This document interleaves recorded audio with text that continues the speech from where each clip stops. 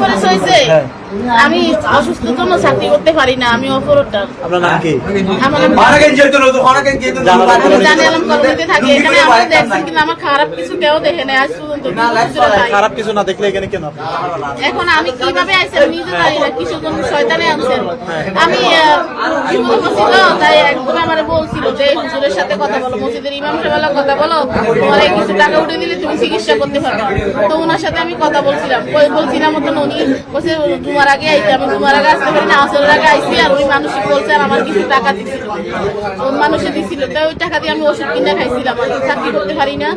তাই এরপর সকালে আমার ডাকছিল, আমি যার সাথে কথা বলে 2 বছর ধরে ওর লইগে তাবিজ দিবা, আমার একটা ছবি আছে হুজুরের, তোমার একটা ছবি দিছিলাম, ওই তাবিজ দিতে আইসি। আর আমার মানে আমার কি মন্ত্র বলে আমার সবকিছু খুলে বেলাইছে, আমি চিল্লাইতে পারি না।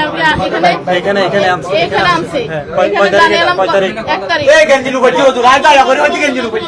তারিখ জানি এলাম আঙ্কেলের বাসায় এনে, তো জানি এলাম আঙ্কেলের বাসায় এনে, ওই জন্য আমি ছিলে না, আমার কি মাংস মন যায় ছিলে না। ওনাকে বলছি আমি চলে যাই, আমি এগুলা করার জন্য আসি। উনি বলছে আমি 6 মাস করতে পারি না, আমার বউ স্ট্রোক করছে, উনি আমার সারে না, আমি কি করবো? তারপরে আমি না করতে ওইখানে একটা ফিরোজ নামে একটা দোকান আছে না, ফিরোজ ভাইয়ার দোকান আছে না, ফান্ডার আছে, ওই ফিরোজ ভাইয়ার লোক আমি শেয়ার করছি কত টাকা। রমজান মাসের 3 এটা মসজিদের ইমাম সাহেব এটা করা উচিত কই ভাই?